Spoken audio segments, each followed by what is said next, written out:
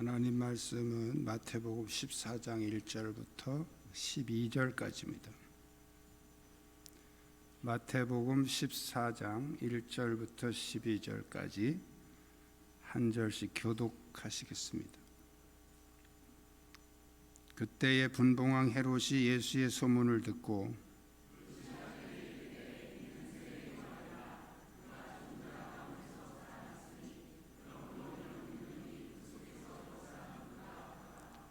전에 헤롯이 그 동생 빌립의 아내 헤로디아의 일로 요한을 잡아 결박하여 옥에 가두었으니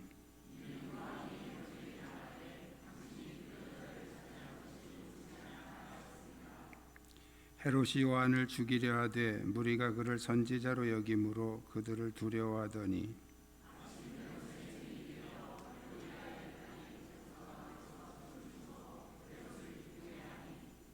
헤롯이 맹세로 그에게 무엇이든지 달라는 대로 주겠다고 약속하거늘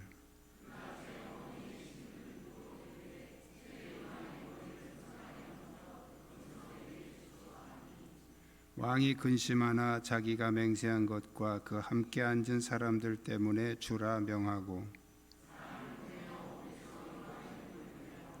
그 머리를 소반에 얹어서 그 소녀에게 주니 그가 자기 어머니에게로 가져가니라. 요한의 제자들이 와서 시체를 가져다가 장사하고 가서 예수께 아뢰니라. 아멘.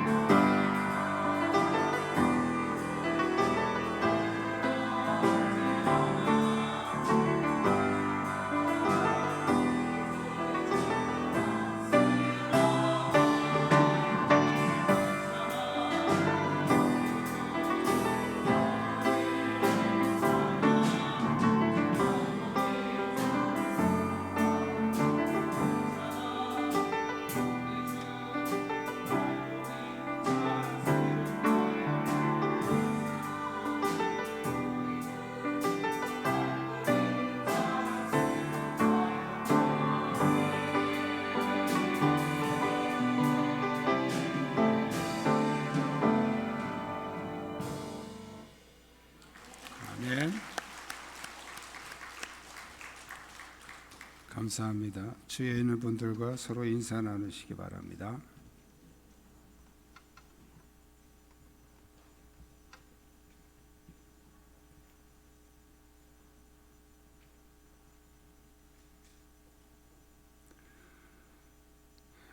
예수님의 능력 행하시는 모습과 그의 사역을 그 소문을 듣고 놀란 사람이 있습니다. 바로 분봉왕 헤롯이었죠. 그래서 이 헤롯은 그렇게 큰 능력이 나타나는 걸 보니까 세례 요한이 살아났다 이렇게 생각을 했습니다.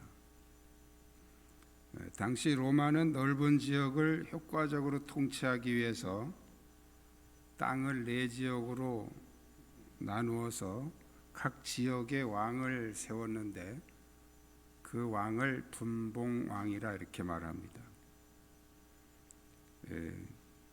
그 중에서 이제 유대와 갈릴리 지역을 통치하던 분봉왕이 헤롯 안티파스라고 하는 분봉왕이었죠. 이 헤롯 안티파스는 자기 동생의 아내를 빼앗아서 자기 아내를 만든 그런 부정한 일을 저질렀죠. 자, 그래서 세례 요한이 그건 잘못된 것이다라고 고발을 했는데 그 일로 말미암아서 세례 요한을 옥에다 가두게 됩니다. 옥에다 가둔 이유는 죽이고 싶도록 미웠지만 사람들이 그를 이제 선지자로 생각했기 때문에 그런 여론이 두려워서 차마 죽이지는 못하고 가두어 놓고 있었는데 마침 생일 파티를 하는 이 마당에서 그 자기 동생의 아내가 데리고 온 딸이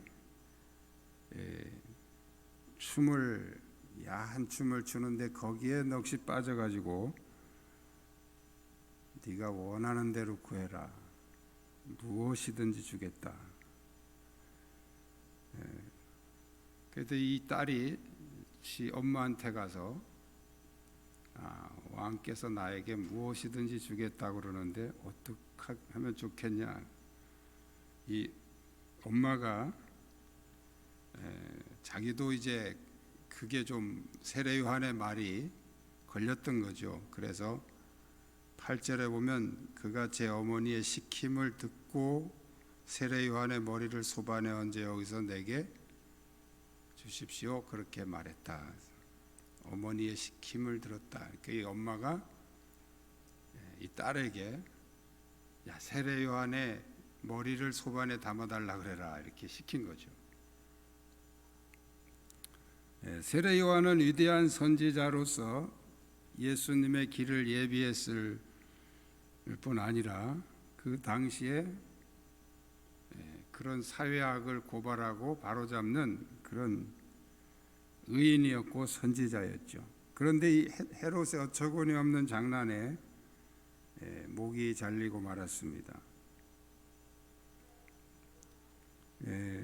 이 사건을 통해서 성경은 우리에게 무엇을 말씀하고 있는 걸까요? 이 세상은 악과 의의 싸움이 계속 일어나고 있고요. 또 우리 안에서도 이 두 세력의 싸움은 여전히 진행 중이다 하는 것을 우리는 기억해야 됩니다. 그래서 우리 안에 헤롯과 같은 이 세력을 제거하지 않으면 우리 안에 의로운 요한이 살아날 수가 없다. 그렇다면 그 헤롯은 무엇을 말하는 것일까? 오늘 우리가 말씀을 통해서 같이 깨닫는 시간 되기를 축복합니다. 우리 한번 따라 하시겠습니다. 감정에 치우친 헤롯을 제거합시다. 오늘 본문에 보면 헤롯은 자신의 잘못을 지적한 세례 요한을 죽이고 싶었지만 함부로 죽이지 못했습니다. 그것은 바로 요한이 의인이었고 그가 선지자였고 많은 사람들에게 지지를 받는,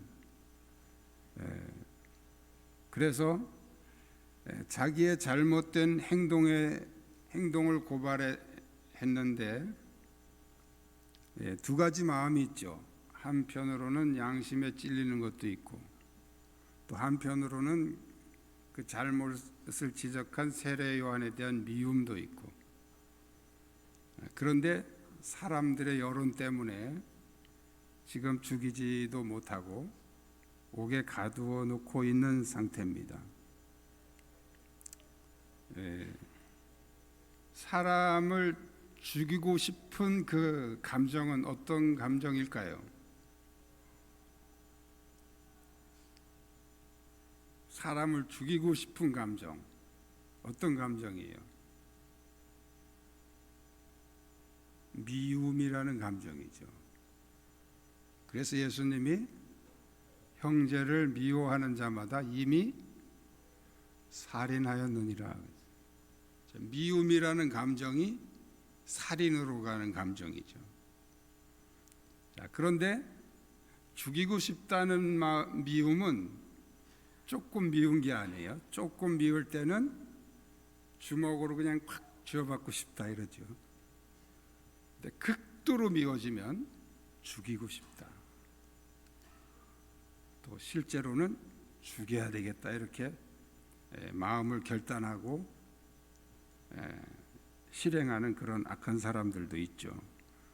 자, 헤롯이 지금 오늘 성경에 보면 헤롯이 요한을 죽이려 하되 그랬어요. 죽이려 하되. 그것은 헤롯의 마음에 극도의 미움이, 세례 요한에 대한 극도의 미움이 있었다는 거예요.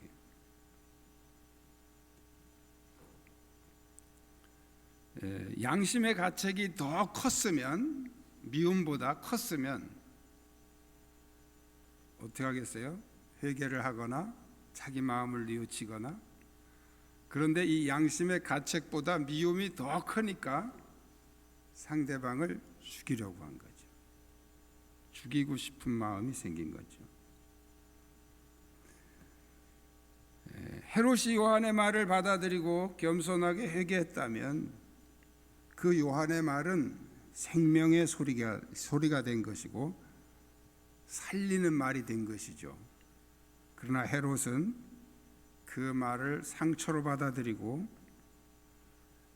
요한에 대한 미움을 키워서 자기가 갇혀야 될 그 감옥에다가 요한을 가두고 마른 것입니다.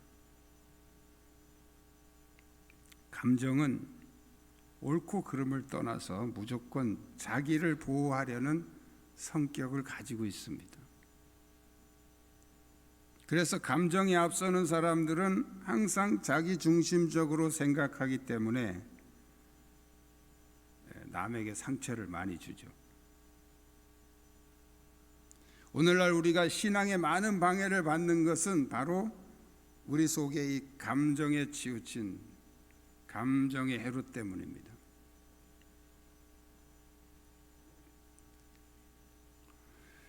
감정에 빠지면 어떤 객관적인 판단력이 없어집니다. 진리에 대한 분별력도 없어집니다. 오직 자기 감정에 의한 판단과 감정에 의한 결단을 하게 되죠.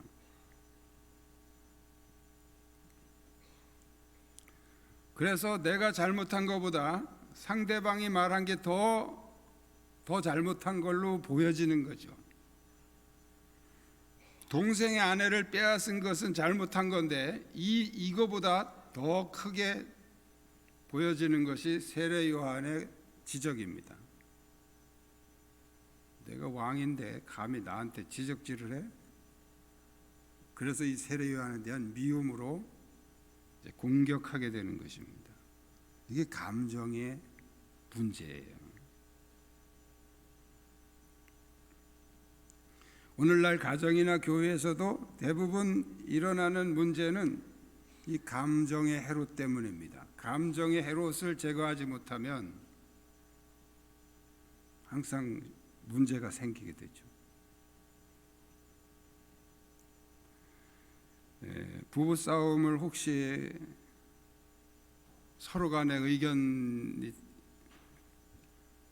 이미 다 끝나셨겠지만 혹시 그런 분이 계시다면 지혜롭게 싸우셔야 돼요. 상대방이 화가 났을 땐 말을 하면 안 됩니다. 도망을 가든지 아무 말도 말고 있든지, 상대방이 화가 났는데 거기다 대고 하면 이제 이게 점점 상승 기류를 타고 나중에 이제 빵 터지는 거죠. 그래서 이제 수습도 못할 말을 막 쏟아놓고 나중에 가서 이게 극도로 가면 이제 심각한 문제가 생기게 됩니다. 옛날에 어떤 부부가 내가 기분 나쁠 때 당신이 뭐라고 말을 하면 더 화가 나니까 밖에 나갔다 들어올 때 내가 모자를 삐딱하게 쓰고 들어오면 기분이 상했구나 하고 말을 하지 말라고. 당신도 나갔다 오다가 기분 나쁠 때는 모자를 삐딱하게 쓰고 들어오라고. 그래서 남편이 나갔다 모자를 삐딱하게 쓰고 오면 오늘 밖에서 뭐 기분 나쁜 일이 있었나 보다 그러고 아내가 아주 조심을 하고 말을 안 해서 잘 피해 갔는데 어느 날 둘이 삐딱하게 쓰고 들어왔답니다.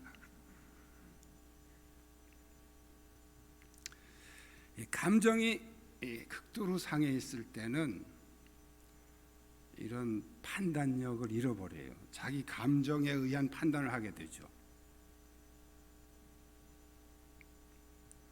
그래서 이 감정의 헤롯이 죽어야 우리가 생명의 소리를 받아들일 수 있습니다. 저에 대해서 감정이 안 좋은 사람은 암만 제 설교를 들어도 은혜 못 받습니다. 그렇게 돼 있어요. 그래서 말씀이 뭐 내용이 좋네 나쁘네 이런 소리 하기 전에 은혜가 안 된다 그러면 내가 무슨 감정이 있나, 무슨 섭섭한 감정이 있나, 그걸 잘 찾아보셔서 뭐 저한테 개인적으로 찾아와서 얘기를 하시든지 그 감정을 해결하셔야 돼요. 되게 감정이 없는 사람의 얘기를 들으면 은혜가 되죠. 그래서 이제 부흥 강사님이나 다른 교회 목사님이 와서 설교를 하면 다들 은혜를 받습니다. 어떤 분이 부흥회 끝나고 나가면서 저는 이제 그 설교를 들으면서 내가 맨날 하던 소리 하시네. 그런데 이분은 나가면서 뭐라 그러는지 알아요? 이런 말씀은 생전 처음 들어봤어요. 그동안 계속 얘기한 나는 뭐가 되는 거예요? 맨날 내가 하는 얘기를 듣고서는 생전 처음 들어봤대요. 내가 왜 그럴까 가만히 혼자 생각해 봤는데 그런 것 같아요. 처음 들은 건 맞죠? 그분 얘기는 처음 들은 거니까. 감정의 헤롯을 제거하시기를 주님의 이름으로 축복합니다. 이걸 제거해야 우리는 생명의 소리를 들을 수가 있어요. 두 번째는 따라 하시겠습니다. 교만에 사로잡힌 헤롯을 제거합시다. 죽어야 할 헤롯이 죽지 않고 요한이 죽은 두 번째 이유는 헤롯의 교만입니다. 좀 전에 제가 헤롯은 분봉왕이다 그랬죠. 로마의 황제 밑에서 땅의 일부분을 맡아서 통치하는 분봉왕입니다. 근데 오늘 성경을 보면 헤롯은 마치 자기가 모든 것을 할 수 있는 것처럼 무엇이든지 원하는 대로 주겠다 이렇게 말합니다. 오늘 똑같은 본문을 마가복음에 이렇게 찾아보면요, 마가복음 23절에 이렇게 기록하고 있습니다. 또 맹세하기를 무엇이든지 네가 내게 구하면 내 나라의 절반까지라도 주리라 하거늘 내 나라의 절반까지 주겠다. 여러분, 이건 지금 이 헤롯의 나라가 아니에요. 로마 황제 가이사의 나라예요. 그 밑에서 지금 자기는 한 지역을 위탁받아서 통치하는 분봉왕이라고요. 그런데 이 나라가 마치 자기 나라인 것처럼 내 나라의 절반이라도 주겠다. 이것은 헤롯이 자신의 분수를 모르는 교만에서 나온 허세입니다. 허세. 자기 마음대로 할 수 있는 권한이 없어요. 분봉왕이었기 때문에요. 그런데 교만과 허세로 큰 소리를 친 겁니다. 이 교만 때문에 의인 요한이 어이없이 죽고 말았죠. 우리 안에 요한이 살고 예수님이 살기를 원한다면 이 교만의 헤롯을 제거하시기를 축복합니다. 사람은 근본적으로 교만한 존재입니다. 그것은 아담과 하와에게서부터 이미 성경에 나타나 있는 것이죠. 선악과를 따먹게 된 근본적인 죄는 바로 하나님과 같아지려고 하는 교만 때문에 시작이 된 것입니다. 그래서 그 어떤 사람도 나는 교만이 없다라고 말한다면 그건 벌써 교만해서 그런 소리를 하는 거예요. 모든 사람은 기본적으로 이 교만이라는 나쁜 에너지를 장착하고 있어요.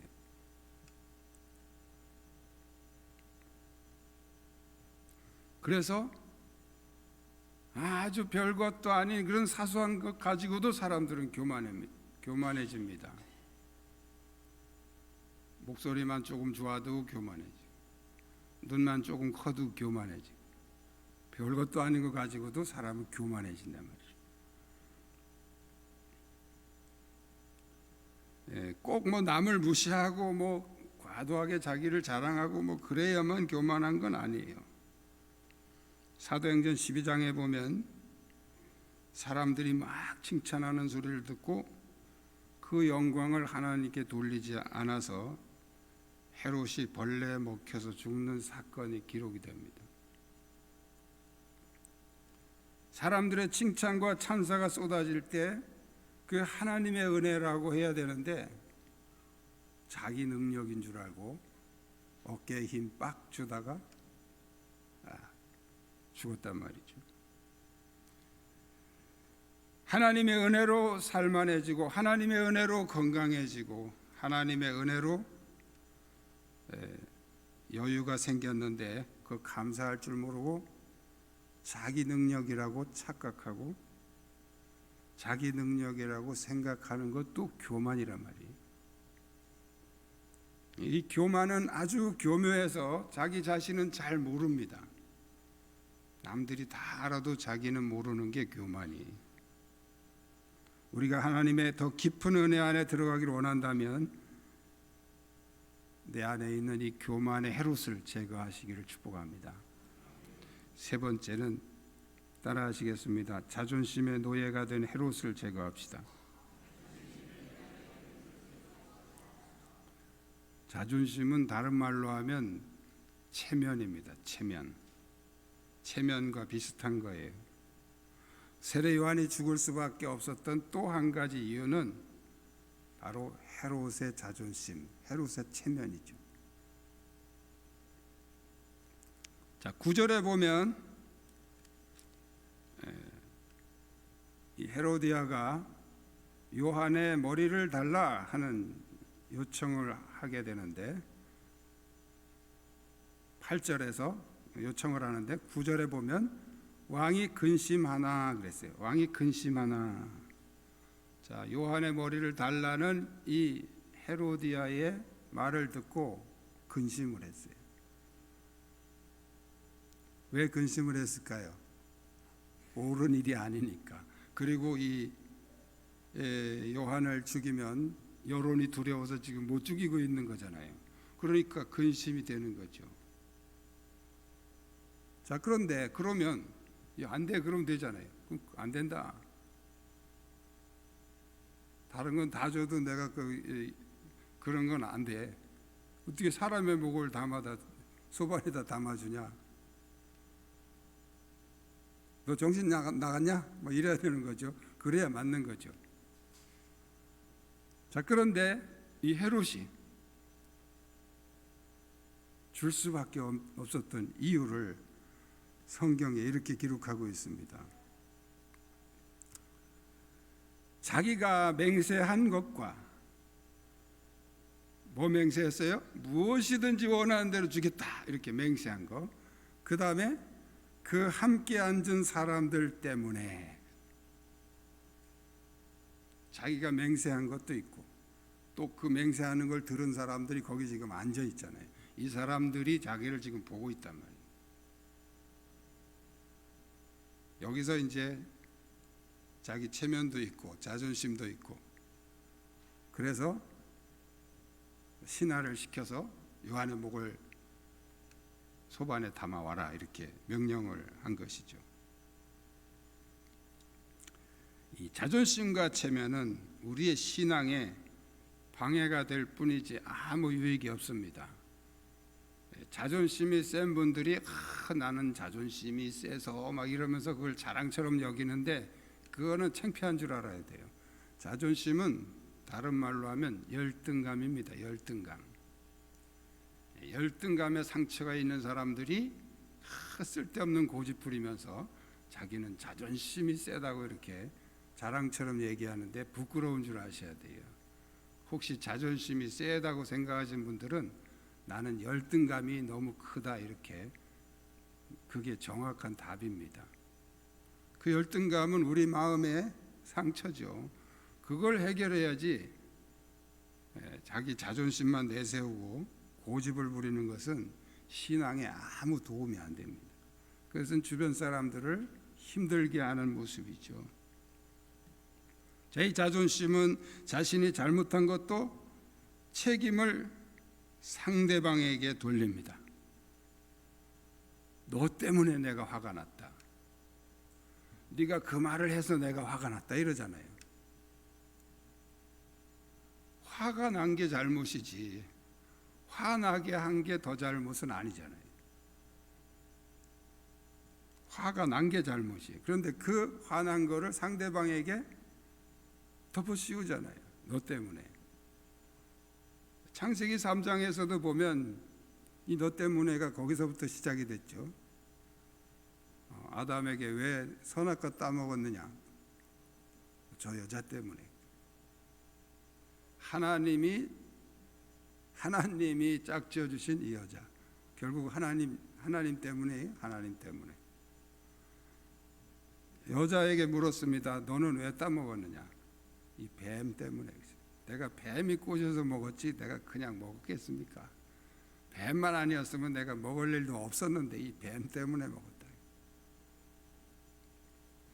너 때문에. 자기의 잘못을 인정할 줄 모르고 남에게 뒤집어 씌우는 거예요. 이 너 때문에. 이게 자존심. 자존심의 헤롯입니다. 하나님은 우리의 실체를 드러내서 자신의 모습을 드러내고 회개하기를 원하시지만 사탄은 우리 속에 이 자존심을 계속 부추겨서 진리를 거부하게 하고 자기 잘못을 인정하지 않게 하고 자기 잘못을 남에게 덮어 씌우게 하고 우리의 신앙에 방해가 되게 합니다.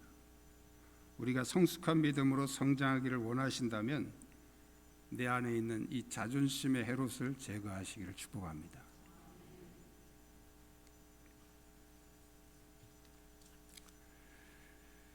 요한을 죽인 헤롯은 우리 안에 존재하는 어둠의 세력입니다. 여전히 지금도 우리 안에서 계속 방해하고 있습니다.